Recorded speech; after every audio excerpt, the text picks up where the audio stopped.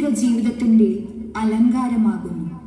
എന്നാൽ നിലനിൽക്കുന്ന സൽക്കർമ്മങ്ങളാണ് നിന്റെ രക്ഷിതാവിങ്കിൽ ഉത്തമമായ പ്രതിഫലമുള്ളതും ഉത്തമമായ പ്രതീക്ഷ നൽകുന്നതും.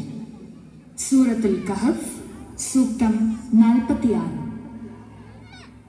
അതെ, പലപ്പോഴും സമ്പത്ത്, പദവി, മക്കൾ തുടങ്ങിയവയൊക്കെയും മനുഷ്യന് അഹങ്കാരത്താൽ കണ്ണ് മഞ്ഞളിക്കാനുള്ള പ്രേരകങ്ങളാണ്. ഈ അധ്യായവും അങ്ങനൊരു കഥ പറഞ്ഞു വെക്കുന്നുണ്ട്. ധിക്കാരിയായ തോട്ടക്കാരന്റെ കഥ. ഐഹിക ജീവിതത്തിന്റെ പൊലിവിൽ മതിമറന്ന് പരലോകവും പടച്ചവനെയും മറന്ന് സഹജീവികളോടുള്ള കരുണയും ബാധ്യതയും മറന്ന തോട്ടക്കാരന്റെ കഥ. അവസാനം റബ്ബ് അഹങ്കാരത്തിന്റെ കുടുമയിൽ പിടുത്തമിട്ടപ്പോൾ ഒക്കെയും നഷ്ടപ്പെട്ട ആർത്തലച്ച തോട്ടക്കാരന്റെ കഥ.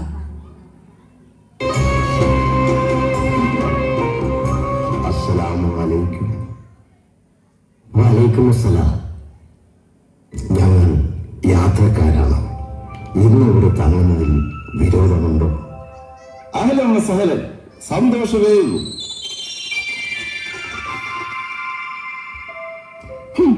എന്നെ ഉപദേശിക്കുന്നോ? അത് ഞാൻ എനിക്ക് ഇഷ്ടമുള്ള പോലെ ചെയ്യും. അത് ചോദിക്കാൻ നീ ആരാ? സഹോദരൻ, നിന്റെ കഴിവുകൊണ്ട് മാത്രമല്ല നീ അത് സമ്പാദിച്ചത്. ദൈവത്തെ മറന്നുകൊണ്ട് ഒന്നും പറയരുത്. നീ എന്നെ ഉപദേശിക്കാനൊന്നും വരണ്ട. അവിടെ ഒരു ഭാഗം ആരോ വഴക്കിടുന്നുണ്ടല്ലോ. അത് ഞങ്ങളുടെ കൂട്ടത്തിലുള്ള രണ്ടുപേരാണ്. ഒരുത്തൻ മഹാ അഹങ്കാരിയും ധിക്കാരിയുമാണ്. അയാൾ ആരെയും വകവെക്കില്ല. അഹങ്കാരം അല്ലേ? മറ്റുള്ളവരെല്ലാം ഒന്നിനും കൊള്ളാത്തവരാണെന്ന് വിചാരിക്കുന്നതല്ലേ അഹങ്കാരം? അതെ. സത്യത്തെ നിഷേധിക്കലും ജനങ്ങളെ ധിക്കരിക്കലുമാണ് അഹങ്കാരം. അഹങ്കാരികളുടെ ജീവിതം വലിയ നാശത്തിലായിരിക്കും കലാശിക്കുക. ആ തോട്ടക്കാരന്റെ കഥ പോലെ. ഏത് തോട്ടക്കാരൻ? മോനെ കഥ കേട്ടിട്ടില്ലേ? ഒരു വലിയ തോട്ടത്തിന്റെ ഉടമസ്ഥൻ അഹങ്കാരിയായി തീർന്നപ്പോൾ അയാളുടെ തോട്ടം മുഴുവൻ നശിച്ചുപോയ കഥ. ഇല്ല. നിങ്ങളും കേട്ടിട്ടില്ലേ? ഇല്ല. ശരി, എങ്കിൽ ഞാൻ ആ കഥ പറയാം. മനോഹരമായ ഒരു തോട്ടം.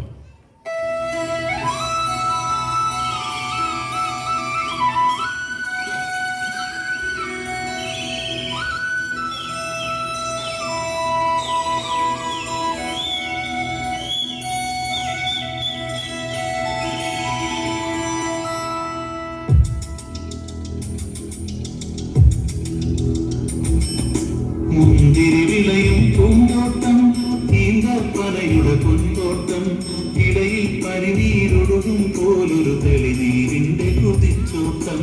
മുന്തിരി വിളയും പൂന്തോട്ടം, ഈന്തപ്പനയുടെ പൊൻതോട്ടം, ഇടയിൽ പനിനീരൊഴുകും പോലൊരു തെളിനീരിന്റെ കുതിച്ചോട്ടം. പൂന്തോട്ടത്തിൻ ഉടമസ്ഥൻ പദവി തികഞ്ഞ പണക്കാരൻ, തന്നുടെ തോപ്പും മരുവിയുമെല്ലാം തന്റേതെന്നതിമോഹിച്ചു, പിന്നേരിനെ ലംഘിച്ചു.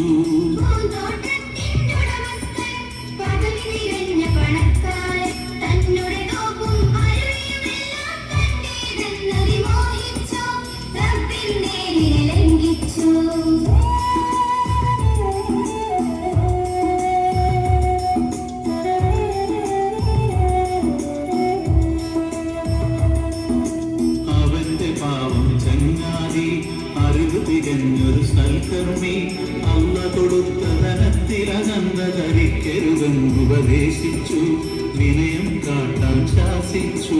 അവന്റെ പാവം ചങ്ങാതി അറിവ് തികഞ്ഞൊരു സൽക്കർമ്മി, അല്ല കൊടുത്ത ധനത്തിലഹങ്കരിക്കരുതെന്ന് ഉപദേശിച്ചു, വിനയം കാട്ടാൻ ശാസിച്ചു.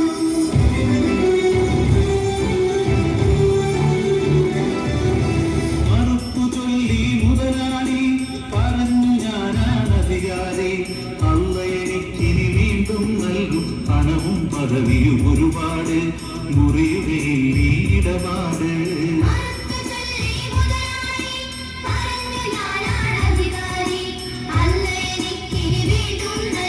പണവും പദവിയും ഒരുപാട്, മുറിയുകയിൽ ഇടപാട്.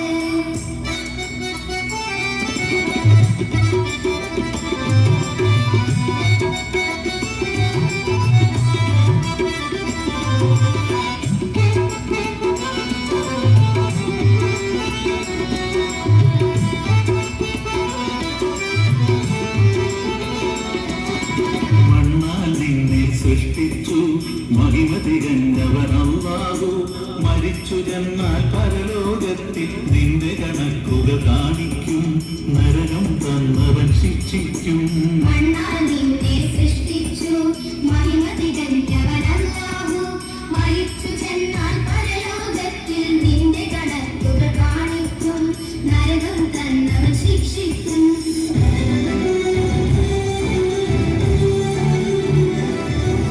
ചിരിച്ചു തള്ളി മുതലാളി മരിക്കുമെന്നോ ചെങ്ങാതി. പരലോകത്തിലുമെനിക്കു വീണ്ടും പദവികൾ നൽകും അല്ലാഹു.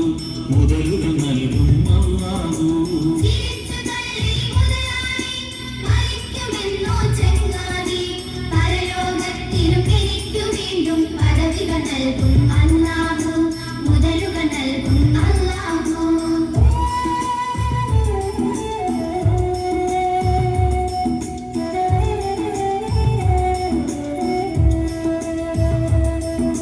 കഷ്ടം ഒരു നാൾ തോട്ടത്തിൽ കടന്നു ചെല്ലും നേരത്തെ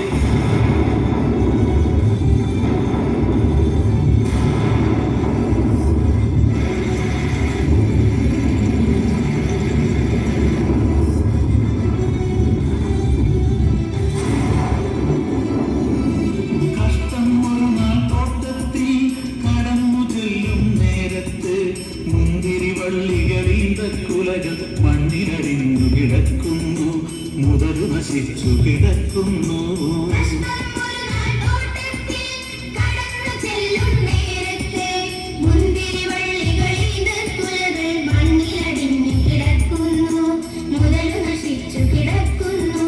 കരഞ്ഞു പാവം മുതലാളി പറഞ്ഞു ഞാനാം ധിക്കാരി. പരമപ്രഭുവാം പടച്ചവന് പങ്കാളികളെ കൽപ്പിച്ചു.